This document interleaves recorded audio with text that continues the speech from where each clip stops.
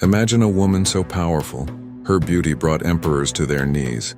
So daring she gambled a fortune on a single sip, and won by destroying more wealth in seconds than most nations hold in a lifetime. She wasn't just a queen, she was a storm that changed the fate of empires.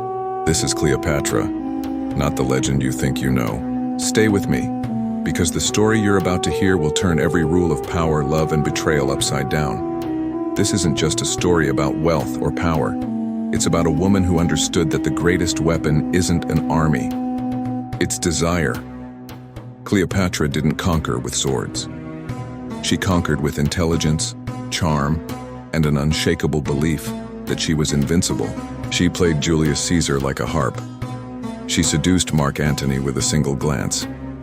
And when Rome came for her throat, she refused to beg. Today, you'll witness how one woman almost rewrote history.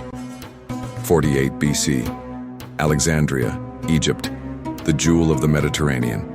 While Rome tore itself apart in civil war, Egypt remained the richest kingdom on earth, and at its center stood a 21-year-old woman, Cleopatra VII. She was forced to share her throne with her younger brother, a puppet king.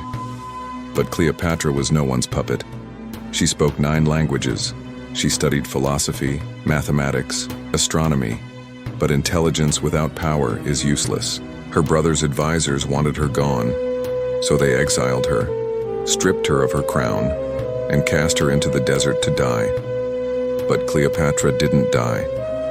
She raised an army, and she waited. Then came Julius Caesar, Rome's most dangerous man. He arrived in Alexandria chasing his rival, only to be given his rival's severed head as a gift. Caesar was disgusted, but Cleopatra saw an opportunity. She needed Rome's military might to reclaim her throne, and Caesar needed Egypt's gold to fund his wars. So she devised a plan so audacious it would change history. She had herself smuggled into Caesar's chambers, rolled up in a carpet. When it unrolled, Caesar looked down, and there she was. Not begging, smiling, radiant. Caesar, a man 30 years her senior, was captivated instantly. By dawn, he had made his decision. He would restore Cleopatra to her throne. It was a partnership, but it was also something more. Obsession? Definitely. But then, Caesar was assassinated. Cleopatra's protector was gone. 3 years later, Mark Antony arrived in Egypt, Caesar's closest general. He came to judge Cleopatra, but she wouldn't wait to be judged. She would dazzle. She arrived on a golden barge, dressed as the goddess Aphrodite. Antony, who had conquered half the world, stood on the shore and stared. He had never seen anything like her. Their relationship ignited like wildfire. Antony stayed in Egypt for months. They feasted, they drank, they ruled together. But Antony's ego was fragile. He mocked Cleopatra's spending. "Egypt is rich," he said, "but Rome is richer." Cleopatra smiled. "Care to wager?" "Name your price." 10 million sesterces, she said. "The most expensive meal in history." Antony agreed. He thought it was impossible. The night of the banquet arrived. Gold, wine, music, the finest foods from across the known world. Antony smirked. "This is grand, my love, but not 10 million sesterces." Cleopatra stood. The room fell silent. She removed one of the pearls from her ear, the largest, most flawless pearl in the world, and then she dropped it into a goblet of vinegar. Gasps echoed through the hall. The pearl began to dissolve, a fortune evaporating in acid. Antony watched, frozen.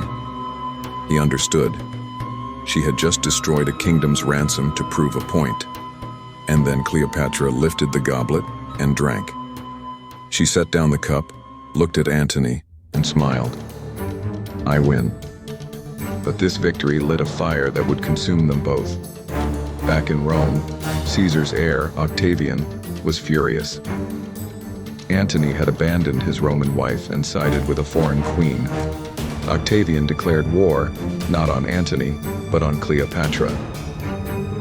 At the great naval battle of Actium, as defeat loomed, Cleopatra's fleet fled.